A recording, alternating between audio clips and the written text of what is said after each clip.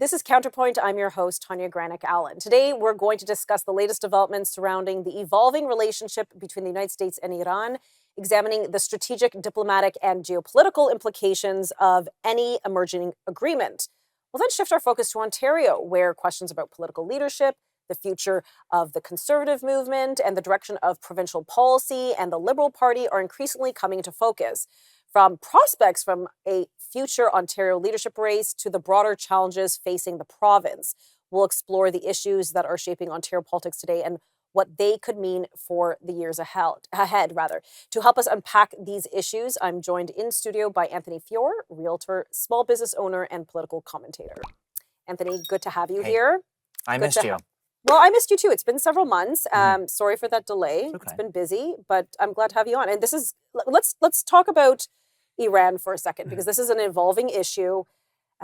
There's so many ways, and I've covered this issue more from, yes, geopolitical, but what it means for democracy, for the diaspora Iranians here in Canada, more on sanctions and things like that. But there is a social and political consequence and benefit from what has gone on in Iran. So why don't you start by maybe, where are we now with this conflict? So I just want to make it clear, because I've talked about this quite a bit on the network. I'm not in favor of a theocratic rule in Iran. I'd love to see democracy in the Middle East. I think a lot of us would. I think that was the primary objective here, regime change, which didn't happen.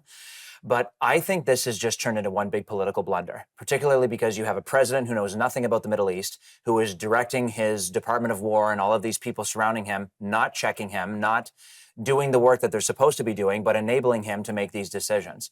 And I see it as a failed. It's a failed project. But that's if you go with the premise that the purpose here was regime change. And I know that was stated, but I don't know if I believe everything that is said. I mean, that sounds so naive to even say that cliche. But what I'm trying to say is, very quickly once this war conflict started, everything became about the Strait of Hormuz and who is suffering from that. Yes, globally, everybody's paying more for oil. Europe, they've canceled so many flights. But, that was a choke point for China, where they get their fuel.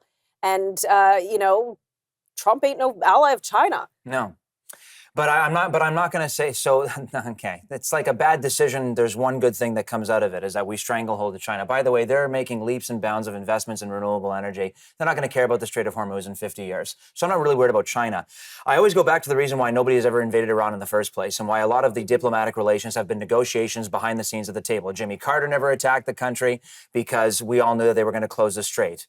Combine that with the fact that there was an energy crisis, and then he ended up dealing with the energy crisis right after that. Ronald Reagan did all of the negotiations behind the scenes because they knew what was going to happen. Strait of Hormuz was closed. An energy crisis isn't good for the polls. Barack Obama, the decision he made is because you don't invade, you do it diplomatically. And was his deal so bad? I don't think so in retrospect. So I have to go by what the president's saying. And that changes every 30 seconds. Correct. So I would expect anyone to hold Prime Minister Carney to account. If he says something, hold him to account. I got to do the same thing with the president. There's been no regime change. There's been no uprising. And I think that they waited far too long to do anything. Like in terms of going into negotiate? Yes. Why did they wait 3 months? Why did they wait 3 months? When all the people were in the squares protesting. Exactly. Now we've had an increase in executions. Exactly. That's the one thing I'll agree with all the pundits on either side, is if they were going to make a strategic move, that's when it should have been done. But I think this is a failed campaign. All we've done is raise costs for families, raise energy costs across the world. There has been no significant movement here. And the allied approach, the ally on the other side, is not even following the rules of the negotiations. They're attacking Lebanon again. And the whole premise of this deal is expecting other countries to just throw in billions of dollars to rebuild the country. What kind of a deal is this? Right. This is like saying my house is worth $500,000, but I'm going to sell it for $250 just because I can. So do you think, I don't agree with that. Do you think this conflict is going to spill over into a regional war? Because, I mean, there are many wealthy countries in the Middle East who want to see Iran curtailed and controlled. I agree. The geography, the topography, the every fees, it's just not feasible. Never mind the Middle East. What about European and Western countries that want to see a successive movement here? I want there to be a successive movement, but I just don't think this is the president that's going to get it done, particularly because I don't think he knows a single thing about what goes on in that part of the world. And I would be willing to bet that somebody would have had to pull out the globe to show him where Iran was. Oh, God. Okay? No, for real. He's got advisors. You think Marco Rubio doesn't? He does not have advisors. He has enablers, and that's why we're in this mess that we're in my opinion. It is a big pickle. honestly, I can't believe we're back here where we sort of started. Anyhow, we're going to pick up this conversation in just a few moments when we return from this commercial break. Stick around. Welcome back to CounterPoint. I'm joined by Anthony Feor as we go through a bunch of issues that are happening around the world. Of course, we start off with Iran. We're gonna continue on Iran for a little bit. Sure. Canada has had a pretty allied position with the United States on Iran. We have a large diaspora community here in Canada. Many who have been threatened, by foreigners tied, both living and abroad, who are tied to the caliphate. It's been a huge situation. What should Canada or ought Canada be doing with this conflict, both domestically and internationally?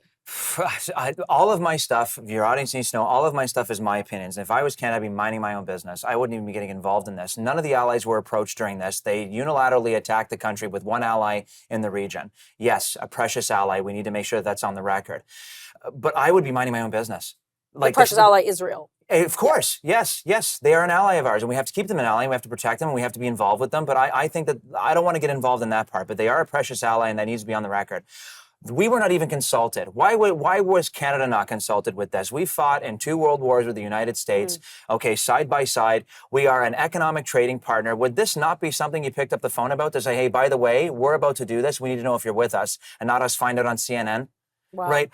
That's my personal belief with it. Other people, like the Diaspora community the Diaspora community may, can we edit that one out? The Diaspora community may have a different opinion, but I appreciate that in the streets of Toronto. I was in North York when that happened, and I loved it. Good. We want that to be successful. We want democracy in the Middle East. I am not against stuff like that. I think it's just hard. I think it's hard for the people on the ground who have suffered tremendously on the ground of Tehran and throughout. Yes. When the clerical state controls the military, the police. It's really, really hard to break through. But that's really what is needed. You want a groundswell democratic cry for freedom. I mean, I guess the buck kind of stops with this question: is like, what are our obligations to those suffering in the world? Like, are we our brother's keeper? If we have heard the cries of the Iranian people on the ground who say we want democracy, we thirst for what America and Canada have, do we have an obligation to them? Or is this like really NIMBYism? Not my problem, not in my backyard. Well, that's case by case basis, but we keep changing the narrative. So we keep electing people that say no more wars, and then we want to go to war. Or we keep saying, we watch presidents or prime ministers run on campaigns saying, get rid of foreign aid. We can't be you said your brother's keeper. And then literally 6 months into their administration, they're like, oh, we got to walk in there and start saving people. So we have to just accept the fact. I think we're a very privileged part of the world. And I love that the United States and Canada and other Western democracies, because that was what the Cold War ending was all about. We are the indispensable nations. We are the people who are supposed to be promoting the democratic freedom across the world. Democracies are our partners. They don't go to war with each other. I think that that's a very important thing. But you can't run a campaign for 2 years saying we're not going to get involved in anything and then all of a sudden get involved. So we have to just be clear with the people. And I just think as a politician or whoever, you have to just be honest and just say, look you may not like the fact that we're spending taxpayer money at an XYZ of a place, but this is what the benefits of doing that is. It stops civil wars. It stops pandemics from spreading. It stops Is this the USAID? Uprising. USAID? Yeah, like that. All that stuff was a big mistake. Like, I don't agree. I think there was a lot of waste. All that stuff was a big mistake to try and get rid of it. Yeah, but there was a lot of silliness being spent there. Look, if it was going to fund democracy and basic health care, but you had like litmus tests with gender ideology programs and things like that. Like, I don't think the person who can't access clean drinking water in the developing world cares about how many genders there are. I really don't. Sure, I agree with you. So then, fix the system. But I'm also not saying that just because we have things like USAID or we have foreign aid doesn't mean that the file can't get audited every year. This is what's wrong with these arguments, is we're so polarized. It's an either or. Yes. Okay. So let's say it's $1 billion. I'm simple-minded with math. We're going to spend $1 billion this year on foreign aid. At the end of the year, there should be a federal audit. I would expect that as a taxpayer, and so should you, and so should the audience members. I'm a progressive, but I like social programs means tested. If we're spending billions of dollars on something and it's not working, it's either got to end or be changed or amended.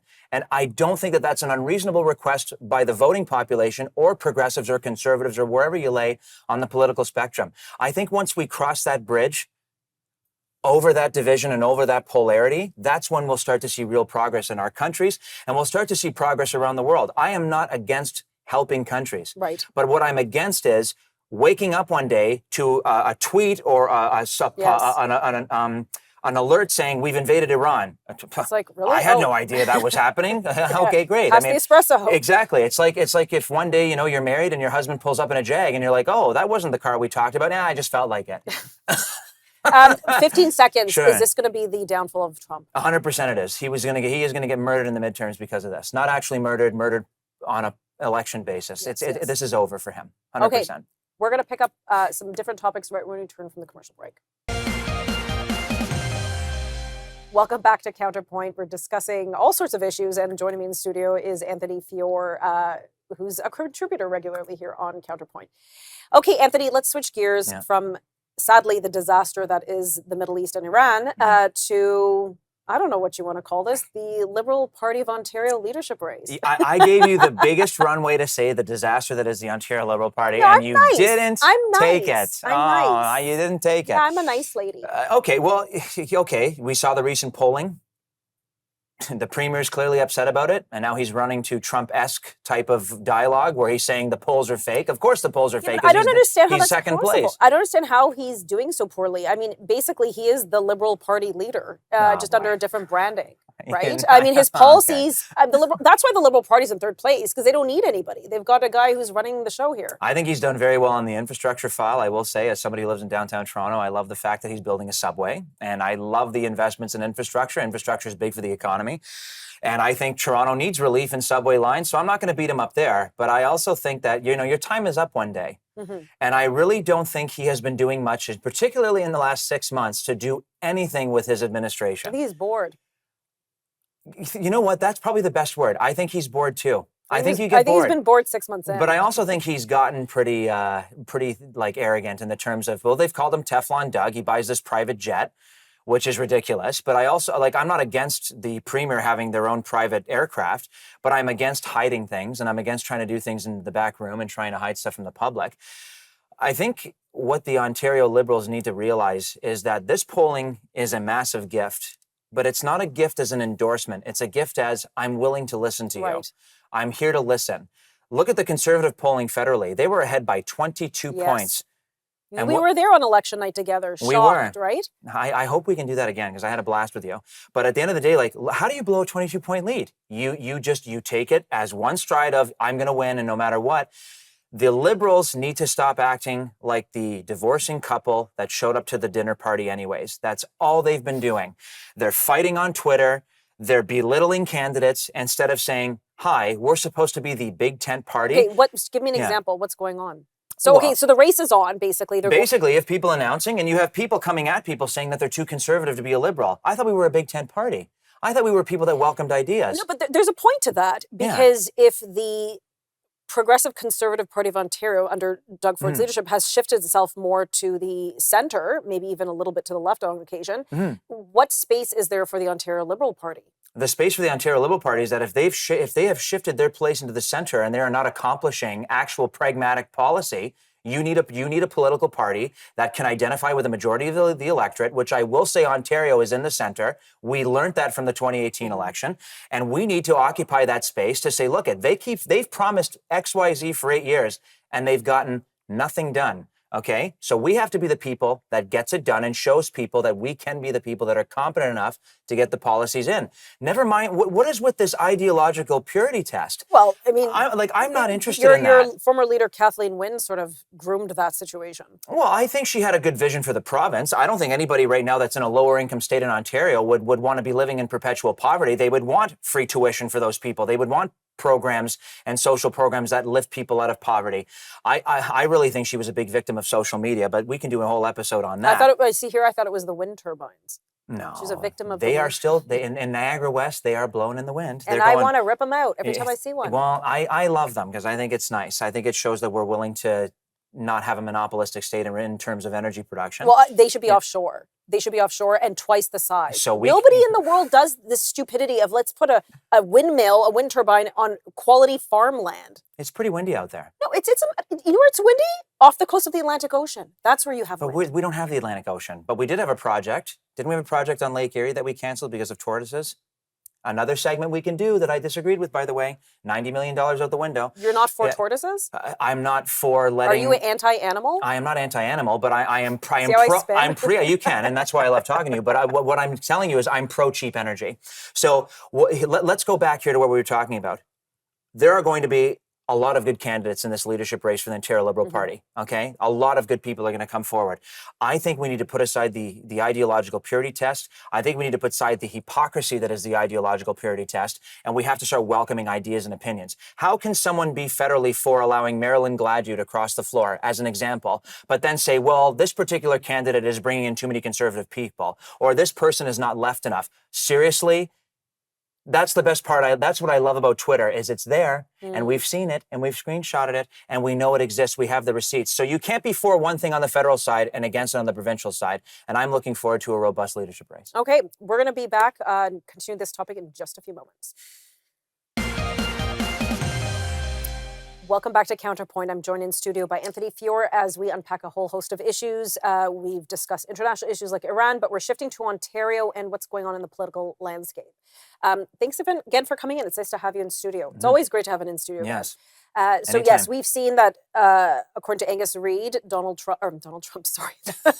Premier Doug Ford, who is not Donald Trump, his approval has plummeted like Donald Trump's to now at 21%. Again, is this a temporary slump? Because this has happened before. Remember before COVID, he was in the pits, but then he surged right back up, depending on different policies. Is this a real shift in Ontario political landscape? Oh, I think people are, I don't think, so this is the difference. His personal approval rating is in the toilet, but the party is still polling quite high. Okay. In my, like, so we're on the precipice of a leadership maybe too. Yes. Well, who's actually going to pull out the knives and come after him? I don't know. Exactly. I don't think that's going to happen. I think he'll resign before anything, but I don't even think that's going to happen. So his personal approval is down, okay? You mentioned Donald Trump. He is talking like Trump when he's saying the polls are fake. There's no such thing as fake polls, okay? Ask any liberal in 23 to 25. Those polls were not fake, okay? We were on the verge of like almost... You're panicked. Yes, you hit the non-existence. Button. Well, you hit the eject button. Exactly. Yeah. And you saw me on election night. I had no idea that was even going to be what the results were. Like I was over here being like, we may not even win this Toronto ride. Like I was like, right? So I was in panic mode. Here's the thing. I don't think the Conservative government has addressed a lot of the major issues that people are concerned with. Healthcare is the biggest one. They keep saying that they've added hospital beds. Then we found out 4 years ago that they actually just, what was it, the long-term care beds? They just pushed those number in with the hospital beds from a new hospital that they built. We found out that was a fraud. We found out that they hadn't increased financing. We found out that $4 billion in the extra money that the Trudeau government gave to the provinces just disappeared, and we don't know where it's gone to. That's a really big issue in regions like Niagara, where like, okay, we're building a hospital, and Niagara has the highest retirement population per capita. Oh, really? It does. And we've built one hospital and they're about to close one. That's not good. Downtown Toronto, wait times in some of the most highly rated hospitals in the country. Brutal. 12 hours. That's not good. Education. How much do you want me to keep going? Education. Well, then climate change. Sex ed, that they need to repeal the sex ed curriculum. My perennial issue. But in that, but listen, parents are dissatisfied with the entire education system. Yes. We're now in the place where we're letting teachers go and closing classrooms because there's not enough funding. And it's not because the government isn't funding. It's just parents are literally pulling their kids out and sending them to private schools. I don't... Yeah. That was in the Financial Post actually a week ago. It's been an issue the more for enrollment a decade. into private school, and that scares me because we had, you may not agree with the curriculum, but the statistics were there. We had a world-class public education system. I agree. How does one destroy that in 8 years? When you take you prioritize ideology over the important subjects like core subjects like math, science, reading, where you start to get creative and use like in creative mathematics and not going with tried and tested methodologies and modalities and then go into some woke science and woke math. It's like, forget it. Just get back to basics. Yeah. Educate the children in character as well. But no, and then when I bring up like gender ideology, that's a problem. That's a very distracting topic in a classroom because kids, rather than wondering what 1 + 1 equals, they're wondering, well, what gender am I? Or how many genders are there? I also think that that's a very divisive political issue, and I It don't really is. see that. And parents are upset, and I've parents are read- upset. That's fine. Then what we need is we need reform in the curriculum. But I've read the sex ed curriculum, and the first 5 years is, the first 6 years is learning how to wash your hands, which scares the crap out of me, by the way, because I'm a bit of Howie Mandelish. That's okay. COVID reset that all. Oh yeah, whatever. The Great Reset was getting everybody back into washing their hands. but but let's just hold on. I have to correct you there. Go ahead. There was a court case when Ford allegedly tried to repeal the sex ed, which he didn't, which the ADM, the Assistant Deputy Minister for Education, stated, look, teachers can teach whatever they want at whatever grade level they want with whatever resources they want, whether it's the Kathleen Wynne sex ed, whatever you want to do, it's carte blanche. You just can't test on it until it's in the prescribed grade. So you have a free-for-all system in the education system, and talk to any parents and they will tell you this is what's going on, because there are weird conversations happening at the dinner table when their kids come home. Biggest reform in education, history and civics need to be mandatory courses every year. 100% I agree with you. We have a lack of cultural identity, national identity, and 100% that needs to happen. Happen every year. Okay, I don't know how we got into sex ed. What's wrong with you? I don't know. You brought it up, not me. Okay. You have a stake in this, I think. Great to see you again. I Always appreciate good it. to see you. And that's all the time we have for today. If you'd like to suggest a topic for the show, feel free to reach out via X at Granic Allen or via the Newsform website. Thanks for watching.